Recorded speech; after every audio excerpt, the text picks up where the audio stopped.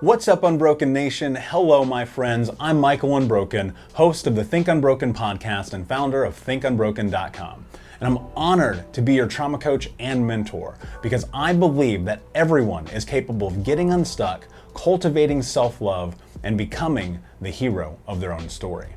I believe that when implemented correctly, the practical tools and education you will receive from this show will help you lead an unbroken and extraordinary life. I believe that no matter what we come from, that we all have the ability to choose ourselves first, to create and manifest a powerful and grace-filled future and love the reflection in the mirror. I believe that every day is a day to grow, learn, heal, and change. That's why I started my company, ThinkUnbroken.com, which is an online training and healing and personal growth platform where you get everything that I know about how to get motivated, be accountable, get out of the vortex, and become the hero of your own story through community, connection, and commitment. For more information, visit ThinkUnbroken.com. Please listen closely as you may learn just one thing that will help you be unbroken. And please share this episode with at least 3 of your friends because we all need community and connection in our healing journey. And be sure to DM me and tag me on Instagram at Michael Unbroken so that I can say hi. I just want to thank you again for being a part of this, for listening and being a member of the Unbroken Nation. Now, let's get into today's show and make the world unbroken.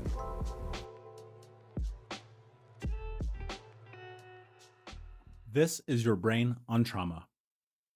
When you put a kid who had experienced adversity in an MRI machine, you could see measurable changes to the brain structures. Dr. Nadine Burke-Harris. The impact of abuse on the childhood trauma survivor's brain is similar to that of a war veteran or car accident survivor.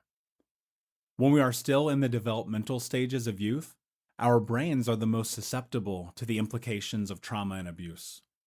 When we suffer trauma, our brains, by default, release exponentially higher levels of cortisol than someone who had a childhood without trauma.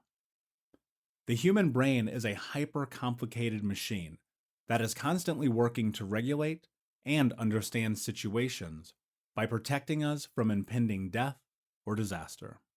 The ability to survive even the most dangerous experiences is a mechanism that is slowly developed over time. But for children who have had a traumatic childhood, the brain begins to prematurely set us up for the worst-case scenario. It's easy to understand why our brains would want to protect us from a T-Rex. But what happens when the T-Rex sleeps next door? Or worse, what happens when the T-Rex comes home every night?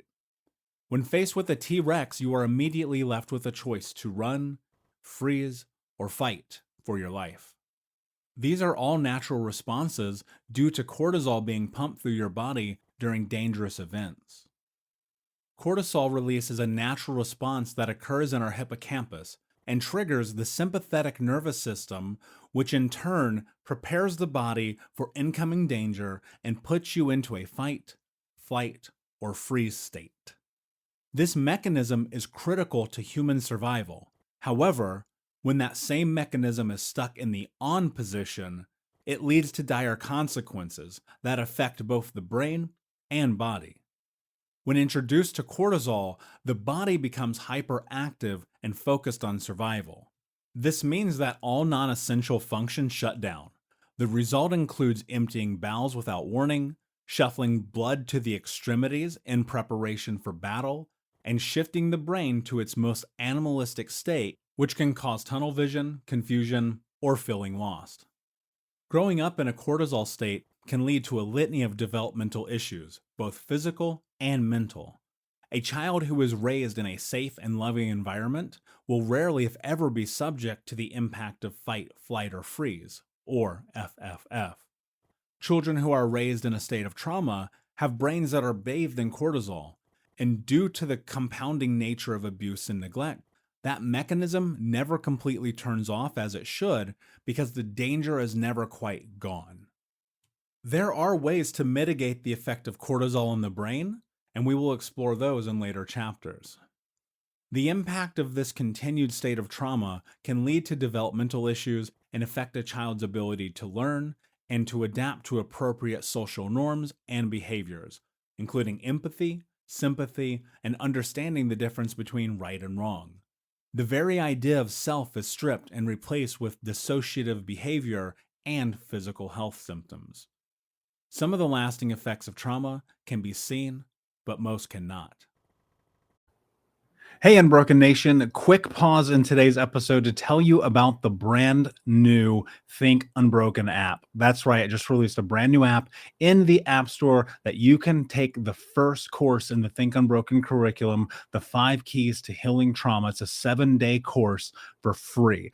All you have to do is go into your App Store right now. You can pause this video and search Think Unbroken. That's on both Apple and Android. And you can take the Think Unbroken 5 Keys to Healing Trauma 7-day course for free. This is daily coaching from me. It's daily activities, daily check-ins. I built this course in this app specifically to bring huge value to you in your life, where you're at and what you're trying to do and going next and becoming the hero of your own story. So check out the App Store again, Apple and Android. Just simply search Think Unbroken and you will see the Think Unbroken app. And until next time, my friend, be unbroken. Dissociation. The skeletons of our past walk with our shadows, and the skeletons of our present walk by our side. Michael Anthony. The majority of my childhood was a daydream. In order to survive, I had to dissociate from the nights of beatings, beratings, and verbal abuse. I felt like I was watching what was happening to me from outside my body. It was as if I was hovering over the scene in a film. I could see the little boy version of me being hit, hurt, screamed at, and abused, but I couldn't feel it. My brain and body had become separated. When I was at my most dissociated, I could not focus, make rational decisions, like the time I let my car get repossessed so I could go to the bar with the money, or understand why when I hurt people they cried. Any emotions from another human sent me running for the hills, and in relationships, I pushed back at the first sign of tears or emotional responses. Emotions to me were weaknesses, and they made me uncomfortable, because all emotions made me uncomfortable. My stoic presence was not about grace, but instead due to my dissociated state. To quote Patrick Bateman from American Psycho, I simply am not there. You may be in the same boat and wondering if you have sociopathic or psychopathic tendencies. I would argue that perhaps you just have not reassociated. Before I did the work, I could count the few times in my life that I had cried between the ages of 12 and my mirror moment. The day my grandma died, when I couldn't get a loan for art school in New York City, when my ex told me that I wasn't her person, and when I watched Good Will Hunting for the first time. My ability to feel the most vulnerable of human emotions has been predicated in a choice to allow myself to feel them. Of all the things I have done in my journey, allowing myself to access emotional responses has without question been the single hardest practice to curate. When I say I practice, I mean it in the sense that I have had to hone the space within myself to allow myself a place to be vulnerable enough to feel. It's not that I have put myself in a position to cry on command like a stage actor, but to simply feel emotion. My ability to feel was stripped, and I had to rebuild it from the ground up. I felt nothing, and feeling anything, especially in the beginning, felt nearly impossible. I chose being emotional as a form of self-care because it is the most intimate thing that I can do as a human. Discovering the inner workings of your brain and body as a survivor of childhood trauma is one of the most critical steps that you can take in healing. Dissociation is a common side effect of the impact of abuse. In clinical terminology, dissociation is a mental health disorder that creates a separation between cognizant understanding of oneself and the automatic action one takes. Through dissociation, there is a lack of connection in actions, thoughts, memories, and emotions. In other words, dissociation is when the brain and body are out of sync. In a simple context, being dissociated is like sitting in a burning house, not realizing that you have a pack of matches in your hand. Dissociation can present as misremembering past events, zoning out in conversations, and interruptions in daily activities. Childhood trauma is a catalyst in becoming dissociated because escapism and disconnecting the brain from the body is not only a survival mechanism, but a natural reaction to traumatic experiences. That said, dissociation is not exclusive to childhood trauma survivors. Many victims and survivors of accidents, wars, and tragic events often find themselves dissociated. One of the reasons that dissociation is developed as a coping mechanism during abuse is so that we can survive trauma. At some points, it may even feel like your brain is not inside of your body, or like you are watching yourself experiencing life instead of being present.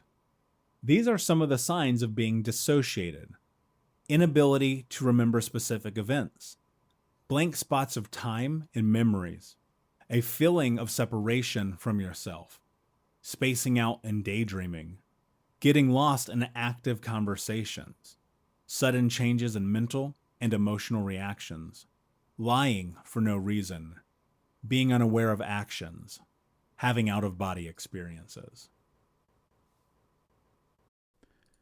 If you need help with pain or anxiety, let me tell you about one of my favorite tools. It's NW Recovery CBD oil. You may know that, and I've mentioned this before, I have chronic pain and massive anxiety, and CBD oil has been such a profound tool in my journey. Recently, NW Recovery came out with their key lime flavored CBD oil that is non-psychotropic. It is non-psychoactive. And for a person like me who has a panic attack, if I touch THC, this is the perfect combination of delicious key lime and CBD. Something I literally do not leave home without. For more information, you can go to nw-recovery.com and use the keyword Unbroken to save 20% on your first order. Again, go to nw-recovery.com, keyword Unbroken, and have CBD change your life. Fight, flight, freeze. Fairy tales are more than true.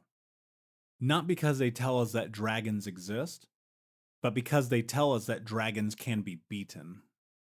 Neil Gaiman. Not only are childhood trauma survivors exponentially more likely to be faced with mental and physical disorders, they are also more likely to be in a constant state of FFF, or fight, flight, freeze. Here are some of the mental and emotional issues that can manifest before the age of 18 due to the impact of toxic stress.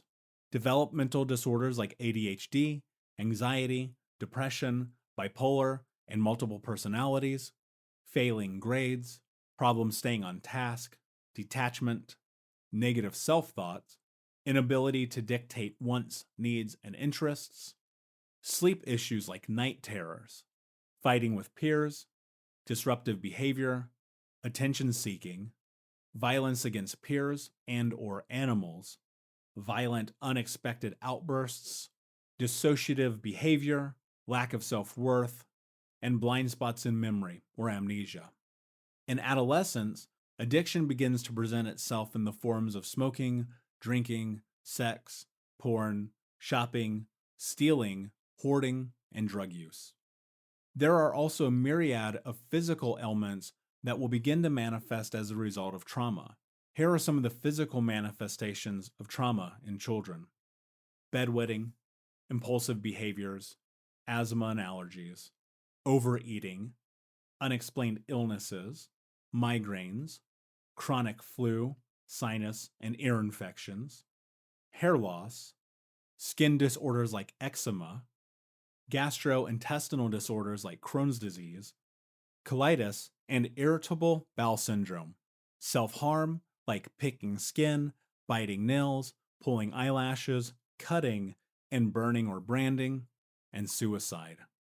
Some of these symptoms may begin to manifest as soon as trauma occurs or in the late teens and throughout adulthood. The developmental issues associated with trauma also play a role in the day-to-day lives of adults.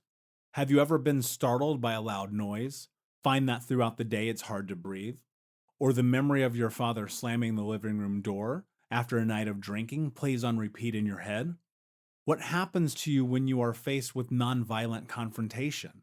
Do you get clammy, stumble over your words, or do everything in your power to avoid having hard conversations? These are prime examples of the effects of trauma in daily life.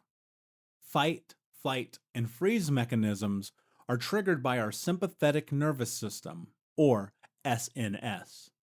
When triggered, our brain and body boost our adrenaline to prepare us to fight, run, or hide to preserve our lives. The fight mechanism can manifest in verbal or physical violence. Have you ever physically hit a partner, friend, sibling, or child? Have you ever yelled at someone or threatened violence for something that someone said or did because you felt that you had to protect yourself? Does it take hours or even days to come back to feeling normal after conflict? The fight, flight, and freeze response is one that is understood by many trauma warriors as it is very often the first line of defense for self-preservation. Perhaps you were beaten or hit for little things like putting on mismatched socks, being late back to the house after playing, asking questions, or being sick. The response to violence with violence became your default speed. Maybe it was lack of attention to your wants, needs, or interests that have led you to react with flight and avoidant behaviors when it comes to being faced with challenges or uncomfortable experiences. Or let's suppose that you freeze whenever you are asked to lead during a presentation or be the point person on a project. Maybe when it's game time, you dread taking the shot. Whereas many children are responded to and treated with compassion and care, you were not. Because of the foundation of abuse, fighting, running, or hiding become the default form of communication for responding to misunderstandings, miscommunications, frustrations, hurt feelings, and unacknowledged emotions. The impact of trauma and how it affects your behavior and physical body can be mitigated and even reversed through mindset practices, living a healthy lifestyle, understanding of self and environment, and becoming reassociated by reestablishing the mind-body connection. Unbroken Nation, hope that you just got a tremendous amount of value from today's episode. I want to know what you think. Please do me a favor and review, rate, and share the episode with 3 friends on social media today. It would mean the world if you did, because ultimately at the end of the day, creating community and connection is how we heal generational trauma in the world, and I need your help to do that, Unbroken Nation. So if you're on iTunes or Spotify or wherever you are, please like, comment, share, review. I want to know not only what you like about the show, but how I can make the show better, how I can make this further about helping you on your healing journey. So do me a favor, and when you do, shoot me a screenshot of you making the review to my DM at Michael Unbroken on Instagram so that I can have a conversation with you, say hi, and more importantly, so I can share it with the Unbroken Nation. Thank you so much, my friend.